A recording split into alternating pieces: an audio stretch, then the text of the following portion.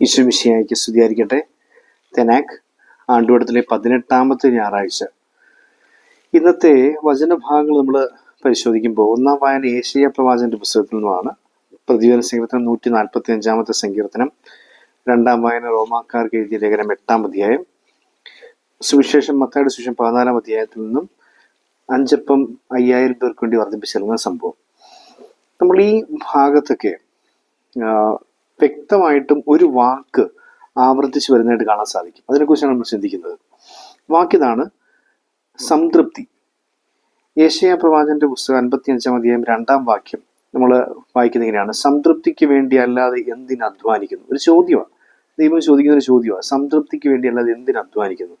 എനിക്കിങ്ങനെ ഈ അധ്വാനിച്ചിട്ട് നിനക്കൊരു സംതൃപ്തി കിട്ടുന്നു എന്ന് പറയും. ഈ സംതൃപ്തി എന്ന് പറയുന്ന വാക്ക് നമ്മൾ ഓർക്കണം, അത് ഒരു ഫിസിക്കൽ സംതൃപ്തിയുണ്ട്, ഒരു സ്പിരിച്വൽ സംതൃപ്തിയുണ്ട്.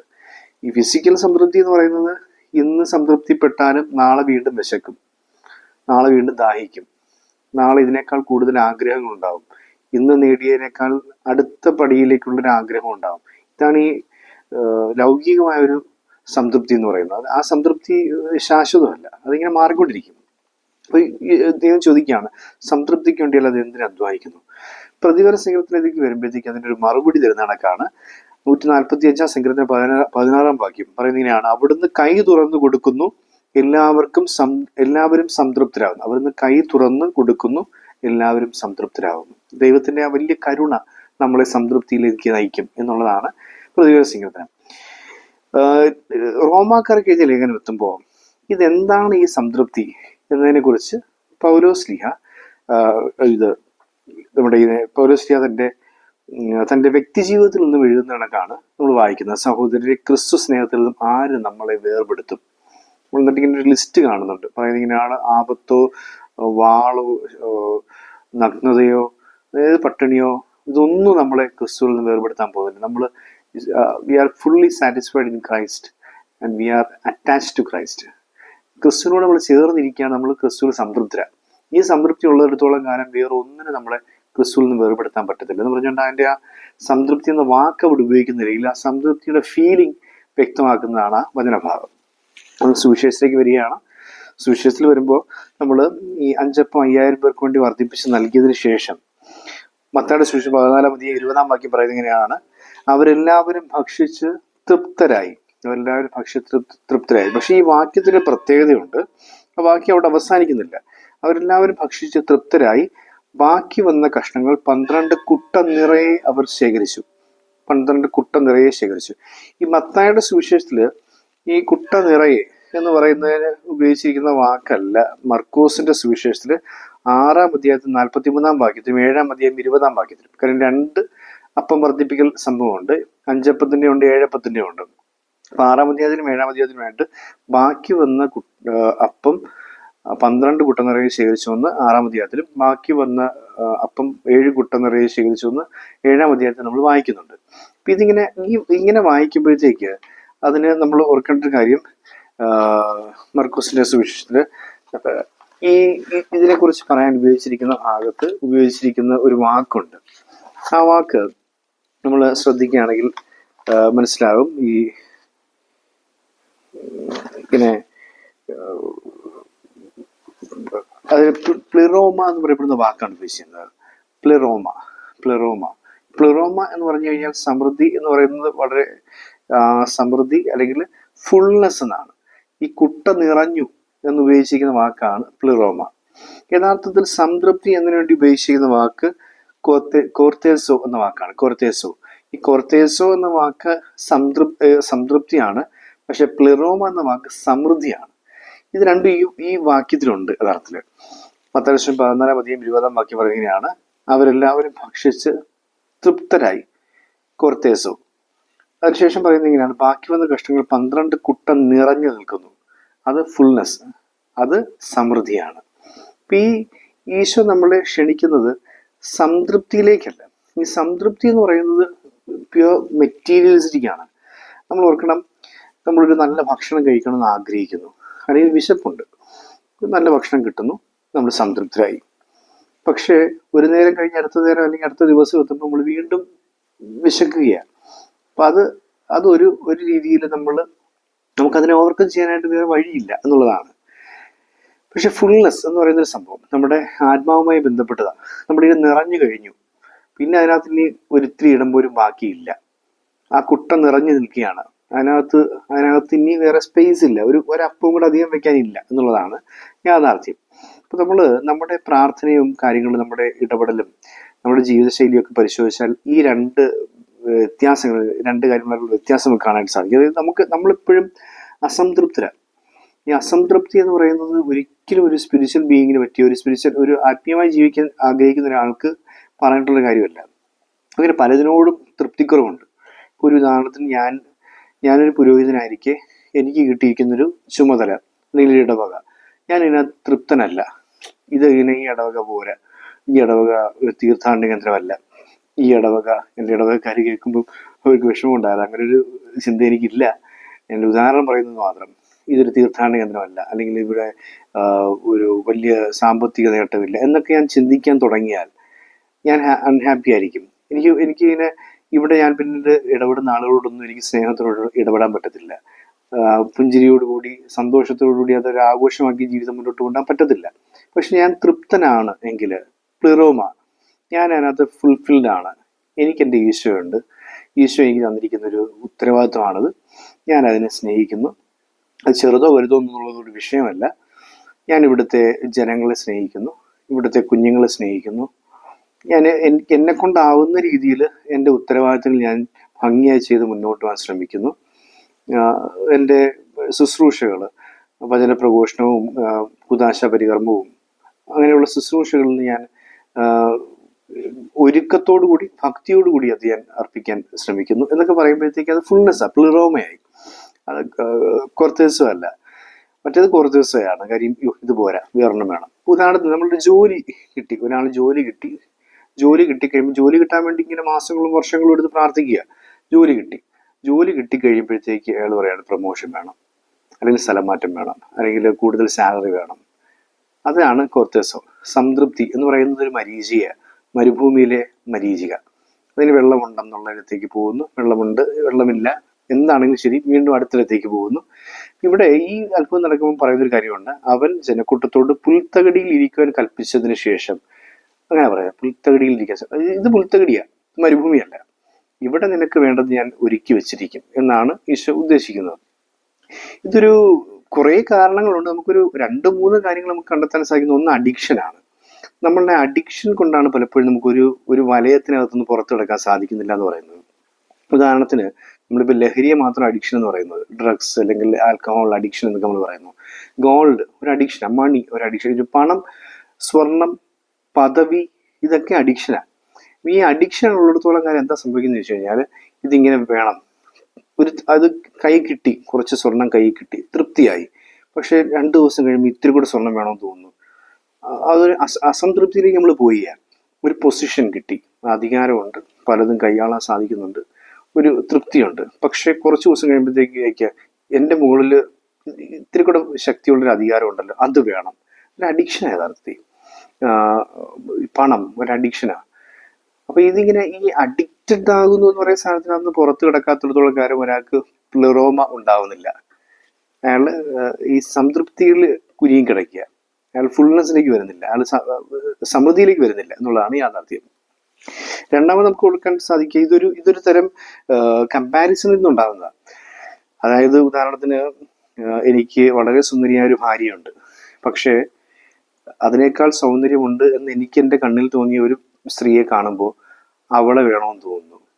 അത് തൃപ്തി, സ്വന്തം ഭാര്യയിൽ തൃപ്തനല്ല എന്നുള്ളതാണ്. അതിന് യാതൊരു സംതൃപ്തി ഇല്ല, അയാൾ ഫുൾനെസ് അല്ല. അയാൾ കൃത്യമായൊരു സ്നേഹബന്ധം അയാൾക്ക് ഭാര്യയുമായിട്ടുണ്ടെങ്കിൽ അയാൾ ഫുൾനെസ്സിലാണ്.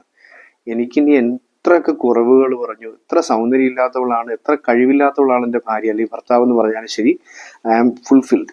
എനിക്ക് അതിനകത്തൊരു ഫുൾനെസ് ഉണ്ട്. അതുകൊണ്ട് ഞാൻ വേറൊന്നും തിരക്കി പോകത്തില്ല. പക്ഷെ അത് ഫുൾനെസ് ഫീൽ ചെയ്യാത്ത ഒരാൾ അയാളുടെ ഭാര്യയെ ഇനി എത്ര സുന്ദരിയാന്ന് പറഞ്ഞാലും ശരി, അതിനേക്കാൾ സൗന്ദര്യമുണ്ടെന്ന് കരുതി മറ്റു പലതിൻ്റെയും പുറകെ പോയിക്കൊണ്ടിരിക്കും, അതിനേക്കാൾ കഴിവുണ്ടെന്ന് കരുതി മറ്റു പല ഭർത്താക്കന്മാരുടെയും പുറകെ പോയിക്കൊണ്ടിരിക്കും. അതാണ് ഈ തൃപ്തിയില്ലായ്മ. നമുക്ക് പലതിനോടും തൃപ്തിയില്ല, അസംതൃപ്തമായ ജീവിതമായിട്ട് നമ്മൾ മുന്നോട്ട് പോയിക്കൊണ്ടിരിക്കുകയാണ്. മൂന്നാമത്തെ ലക്ഷറിയാണ്. ഒരുപാട് കാരണങ്ങളുണ്ട്, അതിൽ 3 മാത്രം എടുക്കുന്നേ ഉള്ളൂ. മൂന്നാമത്തെ ലക്ഷറിയാണ്. നമുക്കിങ്ങനെ കുറച്ചു നേരം ധ്യാനിച്ചാൽ നമ്മുടെ ജീവിതമായിട്ട് ബന്ധപ്പെടുത്തി നമുക്ക് എങ്ങനെയാണെന്ന് മനസ്സിലാക്കാൻ സാധിക്കും. ഇവ കാര്യങ്ങളല്ലാത്തതും ഉണ്ടെന്ന് പിടികിട്ടും. ലക്ഷറി അതായത് നമ്മൾ വളരെ കംഫർട്ടായിട്ടിരിക്കുകയാണ്. നമുക്കൊരു ഉദാഹരണത്തിനൊരു വാഹനം, നമുക്ക് യാത്ര ചെയ്താൽ മതി, വലിയ തെറ്റുകുറ്റങ്ങളൊന്നും ഇല്ലാത്ത അത്യാവശ്യം ഭംഗിയായിട്ട് നമുക്ക് യാത്ര ചെയ്ത് ദീർഘദൂരം പോകാവുന്ന ഒരു വാഹനമുണ്ട്. ആ വാഹനവുമായിട്ട് ജീവിച്ച് മുന്നോട്ട് പോകുന്ന സമയത്ത് നമ്മൾ ഈ പറയുന്ന രീതിയിൽ വാഹനത്തോട് അഡിക്റ്റഡ് ആവാം, അല്ലെങ്കിൽ മറ്റൊരാളുടെ കയ്യിരിക്കുന്നത് കണ്ടിട്ട് കമ്പാരിസൺ ആവാം, അല്ലെങ്കിൽ കുറച്ചൊന്ന് ജാട കാണിക്കാനാവാം, അല്ലെങ്കിൽ കുറച്ചും കൂടെ ആഡംബരവും സുഖലോലുപതയും ഇഷ്ടപ്പെട്ടിട്ടാവാം കൂടിയ ഒരു വാഹനമാണ് നമ്മൾ ആഗ്രഹിക്കുന്നത്. കുറച്ചും കൂടെ വില കൂടിയൊരു വാഹനം നമ്മൾ വാങ്ങിക്കാൻ ശ്രമിക്കുന്നു. അതൊരു നെസസറി അല്ല, നീഡല്ല, നെസസറി അല്ല, അതൊരു അനാവശ്യ കാര്യമാണ്. അതായത് അത്യാവശ്യമല്ല, ആവശ്യമല്ല, അത് അനാവശ്യമാണ് എന്ന് പറയുന്ന രീതിയിലേക്ക് നമ്മൾ മാറുകയാണ്. അപ്പോൾ അത് വേണം എന്ന് ആഗ്രഹിക്കുന്നു, അതിന് പുറകെ പോകുന്നു, അതിനുവേണ്ടി പല വഴികൾ ശ്രമിക്കുന്നു. അപ്പോൾ നമുക്കതൊരു അത്യാവശ്യ കാര്യമായിട്ട് തോന്നുന്നില്ല. നമുക്ക് യാത്ര ചെയ്യാനൊരു വാഹനം മതി, അല്ലെങ്കിൽ പിന്നെ സമയം കാണാനൊരു വാച്ച് മതി. അത് വാച്ച് എന്ന് പറഞ്ഞാൽ 1000 രൂപയ്ക്ക്, 500 രൂപയ്ക്ക്, 1000 രൂപയ്ക്കും വാച്ച് കിട്ടും, 1,00,000 രൂപയ്ക്ക് വാച്ച് കിട്ടും.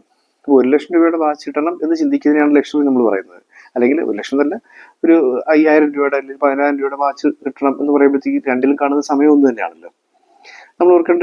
അപ്പോൾ ഈ നമ്മൾ വളരെ രസകരമായ ഒരു ഉദാഹരണം എന്ന് വെച്ച് കഴിഞ്ഞാൽ ഐഫോണാണ്. നമ്മളിങ്ങനെ ഐഫോൺ സത്യത്തിലൊരു സ്റ്റാറ്റസ് സിമ്പിളാണ്. ഒരുപാട് പേര് ഐഫോൺ ഉപയോഗിക്കുന്നുണ്ട്.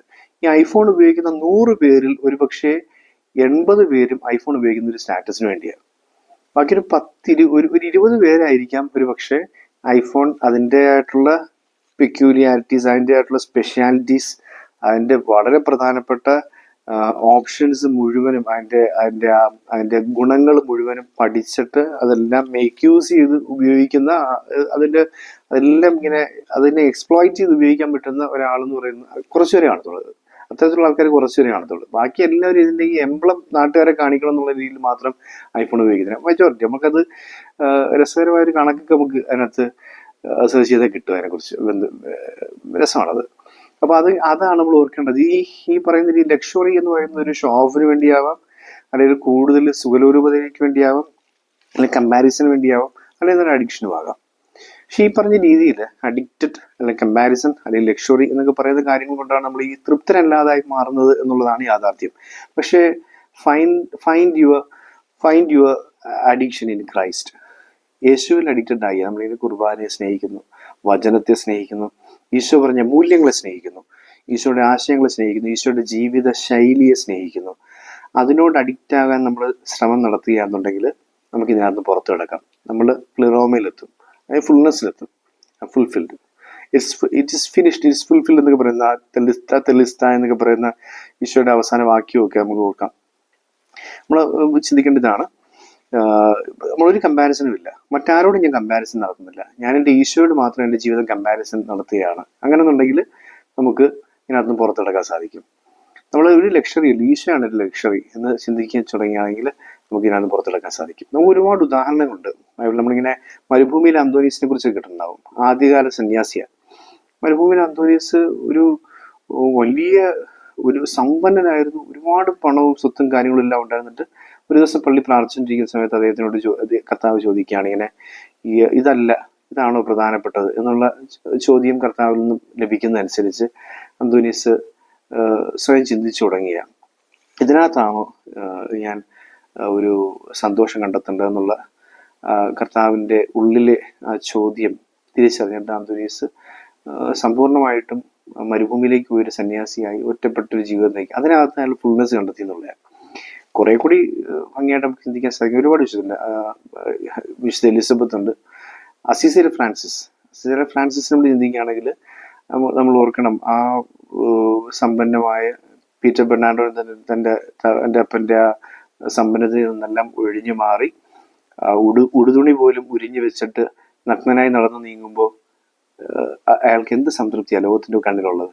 സംതൃപ്തനല്ല നമ്മൾ ചിന്തിക്കും. അയാൾക്കൊന്നും ഇല്ലല്ലോ, പക്ഷെ അയാൾ ഫുൾനെസ്സിലാണ്, അയാൾ പ്ലറോമയിലാണ്, അയാൾ ഫുൾനെസ്സിലാണ്. അയാൾ ക്രിസ്തുവിനെ തിരിച്ചറിഞ്ഞ് അയാൾ അതിൻ്റെ ഒരു കണ്ടന്റായി. ഇനിയൊന്നും ഇതിനകത്ത് നിറയ്ക്കാനില്ല, കംപ്ലീറ്റ്ലി ഫിൽഡ് എന്ന് പറയുന്നൊരു സംഭവമാണ് നമുക്ക് കാണാൻ സാധിക്കുക. അപ്പോൾ അയാൾക്ക് അതാണ് ഈ ഫുൾനെസ് എന്നൊക്കെ പറയുന്നത്. എങ്ങനെ ഇത് നേടിയെടുക്കുക എന്നുള്ളത് രണ്ട് കാര്യങ്ങളിലൂടെ നമുക്ക് കാണാൻ സാധിക്കും. ഒന്ന്, ഈ ജനക്കൂട്ടത്തെ കാണുമ്പോഴത്തേക്ക് ഈശോയ്ക്ക് ഉണ്ടാകുന്ന ഫീലിംഗ്. മത്തായി 14:14 പറയുന്നതിനാണ് അവന് അവരോട് അനുകമ്പ തോന്നി. കുറച്ച് അനുകമ്പയുള്ളവരായി ജീവിക്കാൻ, ഈശോയുടെ ബേസിക് ക്വാളിറ്റിയാണത്, ഈശോയുടെ ബേസിക് ക്യാരക്ടറാണത്. ആ അനുകമ്പയുള്ളവരായി ജീവിക്കാനായിട്ട് നമ്മൾ തുടങ്ങുമ്പോഴത്തേക്ക് സ്വാഭാവികമായിട്ടും ഈ പറഞ്ഞ സംതൃപ്തിക്ക് വേണ്ടിയുള്ള നെട്ടോട്ടം അങ്ങ് അവസാനിക്കും. ഞാൻ വേറൊരാൾക്ക് വേണ്ടി ജീവിക്കാൻ തുടങ്ങുന്നു എന്നുള്ളതാണ്. ഭർത്താവിന് ഭാര്യയോട് അനുകമ്പ തോന്നാം, മക്കളോട് അനുകമ്പ തോന്നാം, ലോകത്തോട് അനുകമ്പ തോന്നാം, സഹജീവികളോട്, മറ്റ് മനുഷ്യരോട് മാത്രമല്ല മറ്റ് ജീവികളോട് ഒക്കെ അനുകമ്പ തോന്നാം. ഈ അനുകമ്പ എന്ന് പറയുന്നൊരു ബേസിക് ക്വാളിറ്റി ഓഫ് ക്രൈസ്റ്റ് നമ്മളിൽ ഉണ്ടാകുകയാണെങ്കിൽ നമുക്കിതിനെ ഈ അസംതൃപ്തി എന്ന് പറയുന്ന ഒരു കാര്യത്തിൽ നിന്ന് പുറത്തെടുക്കാനായിട്ട് നമുക്ക് സാധിക്കും എന്നുള്ളത് ഒന്നാമത്തെ ഘടകം. രണ്ടാമത് പറഞ്ഞിങ്ങനെയാണ്, നിങ്ങൾ തന്നെ അവർക്ക് ഭക്ഷിക്കാൻ കൊടുക്കുവാൻ. ഒരു ഡ്യൂട്ടി ഈശോ ഏൽപ്പിക്കുക ശിഷ്യന്മാർ, നിങ്ങൾ തന്നെ അവർക്ക് ഭക്ഷിക്കാൻ കൊടുക്കുവാൻ. ഞാനിനി പുതുതായിട്ടൊന്നും സൃഷ്ടിക്കാൻ പോകുന്നില്ല. സൃഷ്ടികർമ്മമൊക്കെ പണ്ടേ കഴിഞ്ഞു, അത് പിതാവിൻ്റെ ഡ്യൂട്ടിയാണ്. ഞാനൊന്നും സൃഷ്ടിക്കാൻ പോകുന്നില്ല. നമ്മൾ ഓർക്കണം, ഈശോ ഒന്നും ഇല്ലായ്മയിൽ നിന്നും ഈശോ ഒന്നും സൃഷ്ടിച്ചിട്ടില്ല. വെള്ളം വീഞ്ഞാക്കി എന്ന് പറയുന്ന കാര്യമുണ്ട്. വെറുതെ ഇരുന്ന ഞാറിനകത്ത് ഈശോ വീഞ്ഞുണ്ടാവട്ടെ എന്ന് പറഞ്ഞിട്ട് വീഞ്ഞുണ്ടാവുകയല്ല, വെള്ളത്തെയാണ് വീഞ്ഞാക്കി മാറ്റുന്നത്. ഈശോ ഒന്നും ഇങ്ങനെ ശൂന്യതയിൽ നിന്നും ഉണ്ടാക്കിയിട്ടില്ല. അപ്പോൾ ഈശോ പറയുന്ന ഇതാണ്, ഞാൻ ഈശോയ്ക്ക് വേണമെങ്കിൽ അപ്പം ഉണ്ടാകട്ടെ എന്ന് പറഞ്ഞാൽ അപ്പം ഉണ്ടാകുമ്പോൾ കൊടുക്കാം. പക്ഷെ അതല്ല, ഈശോയ്ക്ക് അങ്ങനൊരു അത്ഭുതത്തിലേക്ക് പോകുന്നില്ല. ഈശോ പറയുന്നത് നിങ്ങൾ കൊണ്ടുവരിക. ഇതിൻ്റെ ഒരു ലിബറേഷൻ തിയോളജി കോണ്ടെക്സ്റ്റിലൊക്കെ എനിക്കൊന്ന് സുഗന്ധോയുടെയൊക്കെ ഒരു കമന്ററിയിൽ അദ്ദേഹത്തിൻ്റെ ഒരു പ്രസംഗത്തിലേക്ക് പറയുന്നതനുസരിച്ച്, സത്യത്തിൽ ഇവിടെ ഇങ്ങനെ അപ്പം വർദ്ധിച്ച് എങ്ങനെയാണ്? 5 അപ്പം ഒരാൾ കൊണ്ടുവന്നു. ആദ്യം അവര് എല്ലാവരുടെയും കയ്യിൽ 2 3 അപ്പമൊക്കെ വെച്ചിട്ടുണ്ടായിരുന്നു. എല്ലാവരും കൊണ്ടുവന്നു, അത് മുറിക്കാൻ പറഞ്ഞു, മൊത്തം ബാസ്കറ്റിലോട്ട് വിളമ്പി എല്ലാവരും കൊടുത്തു കഴിയുമ്പോഴത്തേക്ക് എല്ലാവരും ഭക്ഷിച്ചു. ഇല്ലാത്തവനും ഒക്കെ കിട്ടി, ഭക്ഷിച്ചു. ഒരു കമ്മ്യൂണിറ്റി ഫീലിംഗ്. എല്ലാവരും ഒരുമിച്ച് കൊണ്ടുവന്നിട്ട് എല്ലാവരും കൊടുത്തു കഴിയുമ്പോൾ എല്ലാവരും കിട്ടി. ഇപ്പൊ ഷെയറിങ് എന്നൊക്കെ പറയുന്നൊരു സംഭവമാണ് അവിടെ പറയുന്നത്.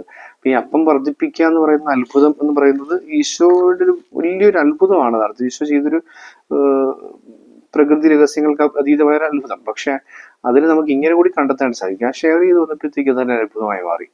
എനിക്ക് ഷെയർ ചെയ്യാൻ മനസ്സുണ്ട്. ഒരു ദേശത്ത് പട്ടിണി കിടക്കുന്ന കുറച്ച് മനുഷ്യരുണ്ടാവാം. ബാക്കിയുള്ളവരെല്ലാം സമ്പന്നരാകണമെന്നുമില്ല. ആ ബാക്കിയുള്ള ആളുകളിൽ കുറച്ച് പേര് അവർക്കുള്ളതൊക്കെ ഷെയർ ചെയ്യാൻ മനസ്സ് കാണിച്ചു കഴിഞ്ഞാൽ അവിടെ നാട്ടിൽ പട്ടിണി മാറി.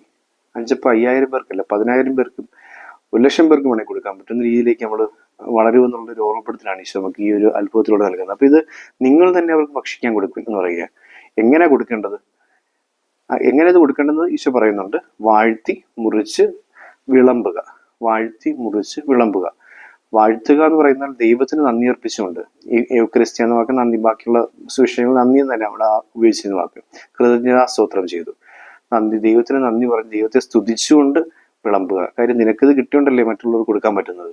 2, ഇത് മുറിക്കുക. ഇത് മുറിക്കുക എന്ന് പറയുമ്പോഴത്തേക്കും അതിന് കൃത്യമായ ഒരു അളവുണ്ട്. ഒരാൾക്ക് കൂടുതൽ ഒരാൾക്ക് കുറവൊന്നുമില്ല. അതിങ്ങനെ കൃത്യമായും നീതി എന്നുള്ളതിനെ സൂചിപ്പിക്കുന്ന വാക്കാണ് നീതി. നന്ദി ഉണ്ടായിരിക്കുക, നീതി ഉണ്ടായിരിക്കുക, നന്മ ഉണ്ടായിരിക്കുക. മൂന്നാമത്തെ നന്മയാണ്. വിളമ്പുക എന്ന് പറയുന്നത് സ്നേഹത്തോടെ വേണം ചെയ്യാൻ. അതിങ്ങനെ ഇന്നാ കൊണ്ട് വിഴുങ്ങ് എന്ന് പറഞ്ഞിട്ടല്ല കൊടുക്കേണ്ടത്. സ്നേഹത്തോടെ ഒരു അമ്മ മകന് കൊടുക്കുന്ന പോലെ, ഒരു സഹോദരൻ കൊടുക്കുന്ന പോലെ ഒരു പങ്കുവെപ്പ്, അതിന് നന്മയാണുള്ളത്. അപ്പം വാഴ്ത്തി, മുറിച്ചു, വിളമ്പി എന്ന 3 വാക്കുകൾ നമ്മൾ സൂചിപ്പിക്കുന്നത് നന്ദി, നീതി, നന്മ എന്നീ 3 വാക്കുകൾ തന്നെയാണ്. ആ നന്ദിയോടും നീതിയോടും നന്മ നിറഞ്ഞ ഹൃദയത്തോടും കൂടി നീ പങ്കുവെക്കാൻ മനസ്സ് കാണിക്കുന്നുണ്ടോ, അപ്പം വർദ്ധിപ്പിക്കാൻ നിനക്ക് സാധിക്കും. എല്ലാവർക്കും പ്ലരോന ഉണ്ടാവും. അതായത് എല്ലാവരും തൃപ്തരാകും എന്നുള്ളതാണ്. ഇപ്പൊ നമ്മൾ ആദ്യം പറഞ്ഞ 2 വാക്കുകൾ നോക്കുക. ഇത് കോർത്തേസോ എന്ന് പറയപ്പെടുന്ന വാക്ക് തൃപ്തിയാണ്. അത് ഇന്ന് തൃപ്തിയായാലും നാളെ ഈശോ പിന്നെ പറയുന്നുണ്ടല്ലോ, ഇവരോട് പറയുന്നുണ്ട്, നിങ്ങൾ അപ്പം ഭക്ഷിച്ച് തൃപ്തരായതുകൊണ്ട് എന്നെ അന്വേഷിക്കുന്നത്, നശ്വരമായ അപ്പത്തിനു വേണ്ടി അധ്വാനിക്കാൻ ഈശോ അവർ ഓർമ്മിപ്പിക്കുന്നുണ്ട്. അത് ഈ ക്ഷണമാണ്. കോർത്തേസോ എന്ന് പറയപ്പെടുന്ന തൃപ്തിയിൽ നിന്നും, മാഞ്ഞു പോകാവുന്ന ഒരു തൃപ്തിയിൽ നിന്നും പ്ലെറോമ എന്ന് പറയപ്പെടുന്ന സമൃദ്ധിയിലേക്ക്, ഫുൾനെസ്സിലേക്ക് ഈശോ നമ്മളെ ക്ഷണിക്കുന്നു. ഇപ്പോൾ ഓർപ്പിക്കുന്നത് ഒറ്റവാക്കിന് ഇങ്ങനെ പറയാം, നീ ഫുൾനെസ്സിലേക്ക് നീങ്ങുക, സംതൃപ്തിയിൽ കുരുങ്ങിക്കിടക്കാതിരിക്കുക. സംതൃപ്തിയിൽ കുരുങ്ങിക്കിടക്കുന്നവൻ ആർത്തിയുടെ പിന്നാലെ പോകും. ആ സമൃദ്ധിയിലേക്ക് വളർന്നവൻ ആനന്ദത്തിന്റെ പിന്നാലെ പോകും. സമൃദ്ധിയിൽ കുരുങ്ങിക്കിടക്കുന്നവൻ ആർത്തിയുടെ പിന്നാലെ പോകും. സംതൃപ്തിയിൽ കുരുങ്ങിക്കിടക്കുന്ന ആർത്തിയുടെ പിന്നാലെ പോകും. സമൃദ്ധിയിലേക്ക് വളർന്നവൻ ആനന്ദത്തിലേക്ക് ഉയരും. ഇതാണ് ഈശോ നമ്മളെ ഓർപ്പിക്കുന്ന ഈ സുവിശേഷ ഭാഗം. നമുക്ക് കർത്താവിൻ്റെ ഈ ഒറ്റ വാക്യം അതെ അതിനകത്തേക്ക് പറയുന്ന ഇങ്ങനെയാണ്. മത്തായി 14-20 വാക്യം. അവരെല്ലാവരും ഭക്ഷിച്ച് തൃപ്തരായി. ഈ തൃപ്തി നാളെ അത് മാറും, വീണ്ടും അസംതൃപ്തിയാവും. പക്ഷേ ബാക്കി വന്ന കഷ്ണങ്ങളൊക്കെ 12 കുട്ട നിറയെ ശേഖരിച്ചു. ഈ 12 ശിഷ്യന്മാരിൽ അത് ഫുൾഫിൽമെൻ്റായി, പ്ലിറോമയായി മാറണമെന്നുള്ള ഈശോയുടെ ആഗ്രഹം തന്നെയാണ് നമുക്കത് കാണാനായിട്ട് സാധിക്കും. 12 കുട്ടകൾ നിറഞ്ഞിരിപ്പുണ്ട്. ഈ ബാക്കി വന്ന ജനം മൊത്തം തൃപ്തിയിലാണ് പോകുന്നത്. അവർക്ക് നാളെ ഈ തൃപ്തി മാറിയെന്നിരിക്കാം. പക്ഷെ ഈ 12 കുട്ടയും പിടിച്ച് നിൽക്കുന്ന 12 ശിഷ്യന്മാരുണ്ടല്ലോ, അവര് സമൃദ്ധിയിലാണ്. അവർക്ക് നാളെ ഒരു അസംതൃപ്തി ഉണ്ടാവത്തില്ല. അവർ ഫുൾനെസ്സിലെത്തി. അവരെൻ്റെ ശിഷ്യരാ.